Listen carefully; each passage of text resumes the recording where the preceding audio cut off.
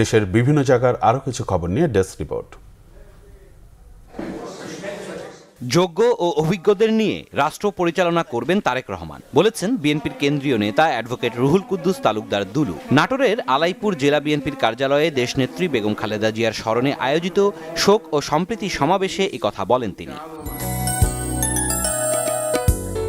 সংসদ নির্বাচন ও গণভোট উপলক্ষে ভোটারদের সচেতন ও উদ্বুদ্ধকরণে ভোটের গাড়ি আজ ছিল দিনাজপুরে। পরিদর্শন করেছেন সড়ক পরিবহন মন্ত্রণালয়ের উপদেষ্টা মোহাম্মদ ফাউজুল কবির। বলেছেন, এবারে নির্বাচন আগের মতো নির্বাচন নয়, অন্তর্বর্তী সরকারের কোনো দল নেই।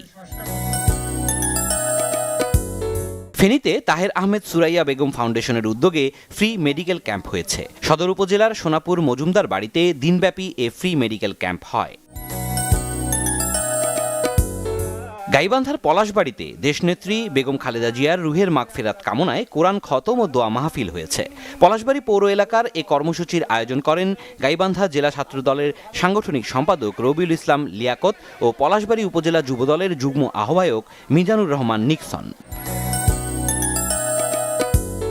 বেগম খালেদা জিয়ার আত্মার মাগফিরাত কামনায় দিনাজপুরেও দোয়া মাহফিল ও শীতবস্ত্র বিতরণ করা হয়েছে। প্রধান অতিথি ছিলেন জেলা বিএনপির সিনিয়র সহসভাপতি মোহাম্মদ মোকাররম হোসেন। বিশেষ অতিথি জেলা বিএনপির প্রচার ও প্রচারণা সম্পাদক মোহাম্মদ মঞ্জুর মোর্শেদ সুমন। সাবেক প্রধানমন্ত্রী বেগম খালেদা জিয়ার রুহের মাগফিরাত কামনায় সুনামগঞ্জের তাহিরপুরে কোরআন খতম ও দোয়া মাহফিল হয়েছে। উপজেলার কালগাঁও বাজারে এই মাহফিলে ছিলেন সুনামগঞ্জ ১ আসনের বিএনপি মনোনীত প্রার্থী আনিসুল হক।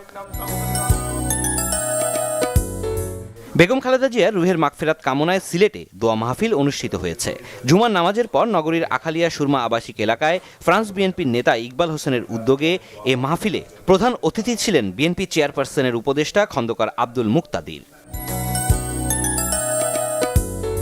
কুড়িগ্রামের চরাঞ্চলে শীতার্ত মানুষের পাশে দাঁড়িয়ে মানবিকতার উজ্জ্বল দৃষ্টান্ত স্থাপন করেছে কুড়িগ্রাম জেলা চর উন্নয়ন কমিটি। দুপুরে জেলা সদরের যাত্রাপুর ইউনিয়নের কালির আলগা ও দোয়াইলপুরি চরে প্রায় ২ শতাধিক অসহায় দুস্থ ও শীতার্ত মানুষের মাঝে কম্বল বিতরণ করা হয়েছে।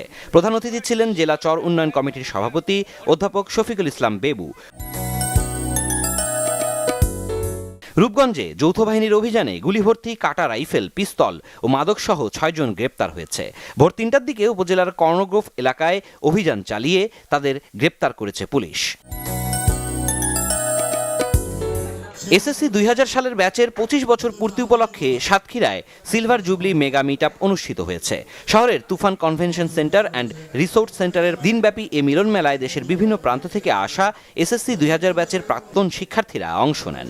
গোলাম রসুল রাসেলের সভাপতিত্বে আয়োজনে প্রধান অতিথি ছিলেন সাতক্ষীরা ২ আসনের বিএনপি মনোনীত এমপি প্রার্থী আব্দুর রৌফ।